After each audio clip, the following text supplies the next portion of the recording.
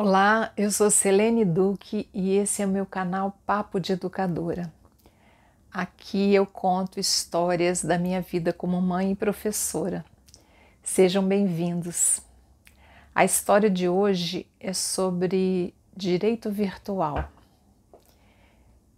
Por volta lá do ano de 2006, quando meu filho mais novo estava com 14 anos, eu fui convidada para assistir uma palestra promovida pelos diretores de escolas particulares devido a uma coisa que aconteceu naquela época e os pais estavam começando a ter esse contato com a vida dos filhos na internet e as implicações disso.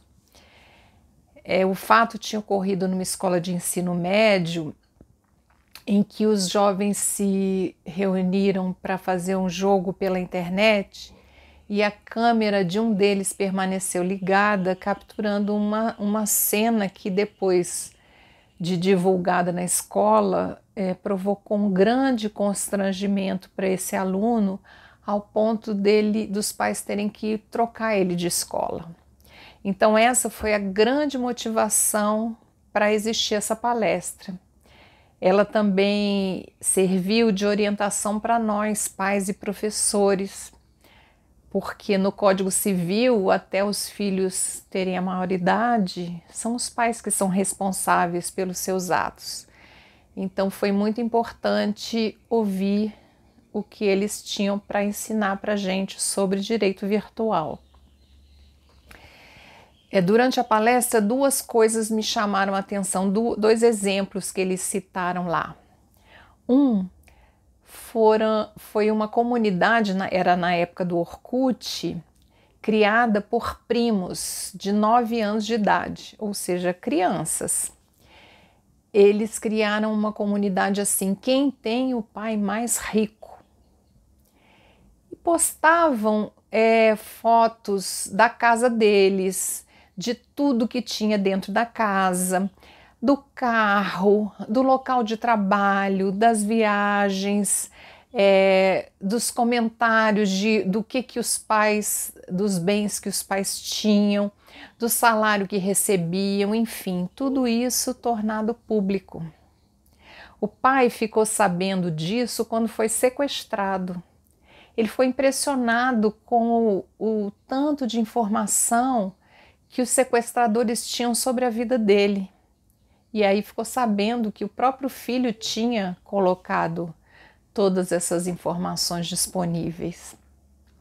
Um outro caso também que eu me lembro bem, de um delegado que o filho começou a questioná-lo sobre a mesada, que queria um aumento de mesada.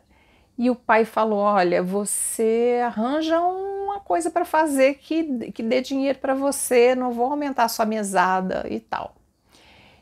E tiveram uma conversa desse tipo, passado mais ou menos um mês, chegou uma correspondência com um selo de um outro país e o pai quis saber do que se tratava. Então, ao abrir a correspondência com o filho, tinha um cheque de um valor até bem significativo. E o pai falou, mas o que é isso? Ele falou assim, arranjei um emprego. Você não falou que era para eu complementar a minha mesada de alguma maneira? Então eu descobri que, como eu sou muito bom em inglês, eu comecei a traduzir do inglês para o português legendas de filmes pornográficos e esse é o meu pagamento. Então, naquele dia, nós, pais e professores, tomamos consciência de tudo que estava acontecendo através da internet, né, com os jovens, e também das medidas da responsabilidade legal nossa diante de tudo isso. Bom, eu anotei todas aquelas informações, cheguei em casa e fui conversar com meu filho caçula, né, que tinha esses 14 anos. E eu falei para ele, olha, eu vim de uma palestra, queria te dizer que eu sou responsável jurídica por tudo que você fizer, eu quero saber o que você está fazendo na internet, como é que você encara isso, como é que você vê isso. E ele rindo falou: ah, mãe, fica tranquila, eu só estou em comunidade para me divertir. Eu tenho uma comunidade que chama Eu Abro a Geladeira para Pensar. E morreu de rir. Outra, eu vou te inscrever numa outra comunidade que eu vi, as coisas engraçadas que os meus alunos dizem, acho que você vai gostar. Enfim. E tivemos essa conversa e eu falei para ele: olha, eu quero estar bem atenta a tudo isso, porque a coisa não é brincadeira. E ele me pareceu que entendeu bem. Só que a minha filha, a irmã do meio,